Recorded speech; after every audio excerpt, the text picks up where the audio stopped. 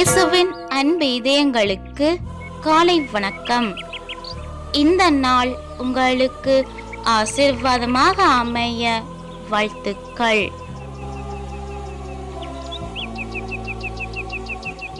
இப்புதிய நாளுக்கான ஆசீர்வாத இறைவசனம் தொடக்க நூல் அதிகாரம் 49 இறை வார்த்தை 26.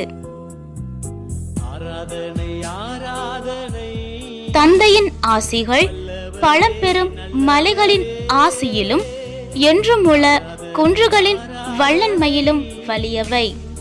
அற்புதமே அதிசயமே